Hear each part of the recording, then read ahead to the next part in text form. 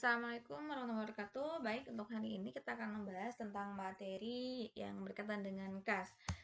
Untuk tujuan dari pembelajaran ini, yang pertama kita akan memahami definisi dari kas itu sendiri dan ada apa saja jenis-jenis kas yang kita biasa gunakan. Serta yang kedua, kita akan memahami rekonsiliasi bank. Nah, apa sih yang dimaksud dengan rekonsiliasi? Jadi, rekonsiliasi itu dilakukan ketika terjadi penyesuaian antara bank dan perusahaan dikarenakan adanya perbedaan pencatatan yang terjadi pada periode tersebut sehingga menimbulkan pencatatan yang terjadi di bank dan perusahaan untuk mengalami perbedaan. Maka untuk menyamakannya kita harus melakukan rekonsiliasi. Masuk ke pembahasan yang pertama terkait dengan definisi kas. Itu kalau dilihat dari cara memperoleh kasnya dan cara mengkonversikan kas itu paling mudah. Contohnya kita memiliki tabungan di bank 1 miliar, kalau kita butuh uang 1 juta, tinggal mengeluarkan cek dan tinggal mencairkan ke bank, maka kita akan langsung memperoleh kas tersebut. Tetapi kalau sepertinya kita butuh uang 1 juta tapi aset yang kita miliki itu dalam bentuk inventory, maka untuk memperoleh kas yang 100 juta kita memiliki waktu yang cukup lama atau memiliki waktu tertentu supaya kita akan memperoleh kasnya dengan cara menjual dulu persediaannya atau melakukan packaging si inventory tersebut supaya lebih menarik untuk dijual, maka baru kita akan peroleh kasnya. Sehingga kalau dalam bentuk aset yang lain itu perolehan konversi ke dalam kasnya ke dalam bentuk uang tunainya itu akan cukup memakan waktu, sehingga kas itu merupakan aset yang paling liquid yang dimiliki oleh suatu perusahaan ketika si perusahaan tersebut memiliki memerlukan suatu uang tunai untuk memenuhi kebutuhan mereka.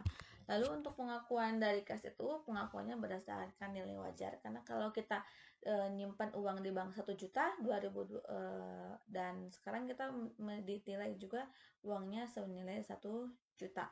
Atau kalau kita dulu memiliki uang atau membeli motor seharga 5 juta, terus sekarang motor tersebut harganya 10 juta, maka kita akan mengeluarkan uang sesuai dengan harga ISI motor tersebut. Maka untuk uang tuh pengukurannya berdasarkan nilai wajar.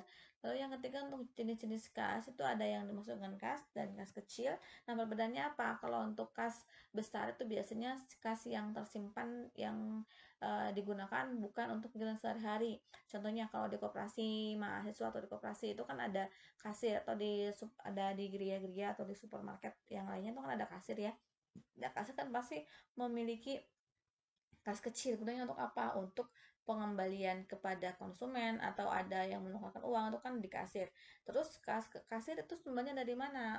Kasnya. Nah, sumbernya dari kas besar yang biasanya dipegang oleh si direktur keuangan. Maka dalam perusahaan pun kas itu terbagi, ada yang termasuk dalam kas besar dan ada yang juga yang termasuk dalam kas kecil.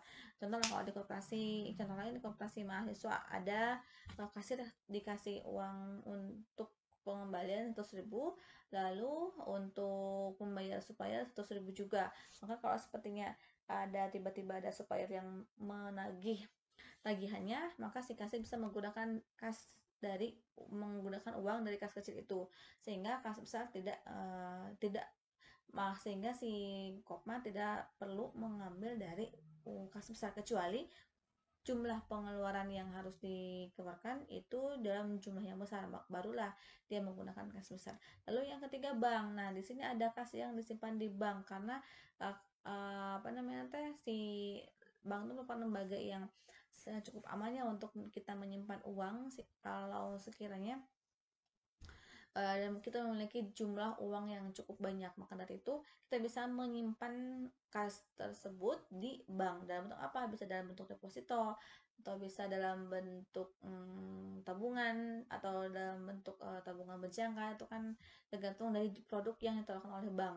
Lalu yang ketiga ada restricted cash itu sifatnya kasnya penggunaannya terbatas. Contohnya apa? Kita memiliki kas jumlahnya 100 juta. Nah, yang 10 juta kita alokasikan untuk membayar THR karyawan. Nah, sehingga yang 90 juta itu kasnya sifatnya bebas. Tapi untuk yang 10 juta, karena kita memiliki tujuan tertentu untuk penggunaan kas yang 10 juta itu, maka uang yang 10 juta itu termasuk ke dalam restricted cash karena penggunaannya sudah terbatas, sudah dialokasikan. Terus ada lagi nih, selain THR kita juga akan membayar pensiun karyawan. Kalau sepertinya nanti ada karyawan yang sudah cukup umur dan sudah waktunya pensiun, maka kita harus membayar uang imbalan kerjanya selama dia bekerja di perusahaan kita.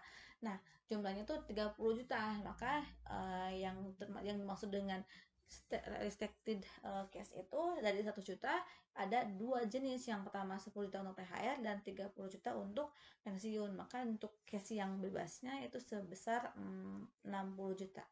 Lalu yang selanjutnya ada serakas. Serakas yang tadi ya, jenis-jenis jenis-jenis produk ya, produk yang dikeluarkan oleh bank supaya si nasabah itu menyimpan uang di bank tersebut.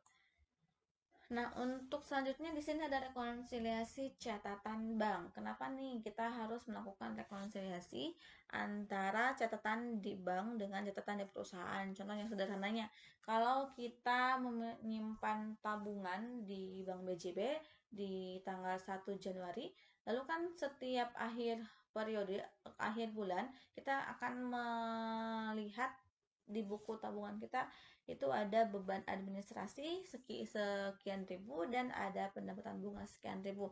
Nah, pendapatan bunga dan beban administrasi bank yang ada di buku tabungan kita itu kan kita tidak tahu berapa jumlah yang akan kita terima dan akan ditarik dari kas kita, karena yang menentukan itu bank sendiri. Sehingga kalau kita nyimpan uang di bank 1 juta terus kita tidak melakukan penambahan lagi pas di akhir bulan Januari, kenapa uangnya tidak pas 1 juta? Ternyata pas dicek di buku tabungannya, ternyata ada penambahan dari pendapatan bunga nih 50.000 dan ada biaya administrasi 10.000. Otomatis kan yang tadinya 1 juta itu menjadi 1.040.000 gara-gara adanya pendapatan bunga dan beban administrasi tadi. Nah, beban administrasi dan pendapatan bunga itu kita tidak tahu kapan sih ini diambil dari kas kita dan berapa jumlahnya untuk bulan depan, itu kan kita tidak tahu. Nah, untuk menyamakan jumlah uang yang kita simpan di bank, maka kita perlu melakukan rekonsiliasi. Nah, ada beberapa hal yang biasa menjadi penyebab terjadinya perbedaan pencatatan antara catatan di bank dengan perusahaan. Yang pertama deposit in transit, yang kedua outstanding check, yang ketiga collecting by bank, yang keempat non-sufficient fund, dan yang kelima administration bank, dan yang keenam interest income, serta yang terakhir itu ada error.